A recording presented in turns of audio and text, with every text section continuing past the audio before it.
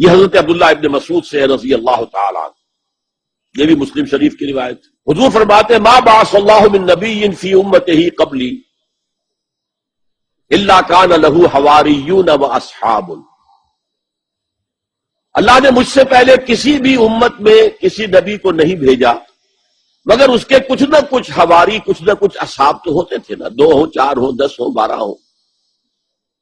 حضرت عیسیٰ کے حواری 12 تھے، ایمان لانے والے کل کہتے ہیں 72 تھے، باہر کچھ نہ کچھ ساتھی حواریون و اصحاب یاخذون بسنتہ ویقتدون بامرہ، وہ کیا کرتے تھے؟ وہ حواری اور صحابہ اپنے نبی کی سنت کو مضبوطی سے پکڑ لیتے تھے اور انہی کے احکام کی پیروی کرتے تھے۔ یقتدون بامرہ، اقتداء کرتے تھے، پیروی کرتے تھے۔ ثم انہا تخلف من بعدہم خلوف، پھر ہمیشہ ایسا ہوا ہے کہ بعد میں کچھ ایسے ناخلف اٹھے، یفعلون یقولون ما لا یفعلون ویفعلون ما لا یؤمرون،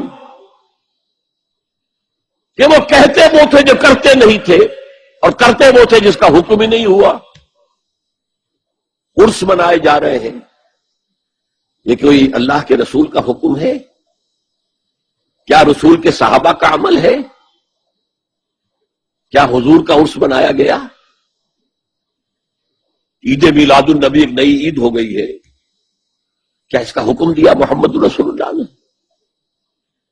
یفعلون ما لا یؤمرون، وہ اپنی ہی ایجاد کردہ روایات ہیں، اپنی ہی ایجاد کردہ بدعات ہیں، اپنی ہی ایجاد کردہ رسومات ہیں، ان پر لگے ہوئے اور دعوے کرتے ہیں اللہ سے محبت، رسول کے عشق کے، جبکہ ان کے عمل میں نہ اللہ کی اطاعت ہے نہ رسول کا اتباع ہے۔ اب جب ایسی صورت پیدا ہو جائے تو کیا کریں؟ فمن جاہدہم بیدہ فہو مومن، تو جو مسلمان بھی ان کے خلاف جہاد کرے گا اپنے ہاتھ سے، اپنی طاقت سے، وہ مومن ہوگا۔ ومن جاہدہ بلسانہ فہو مومن، اور جو ان کے خلاف جہاد کرے گا اپنی زبان سے، وہ بھی مومن ہوگا۔ وہی 3 درجے۔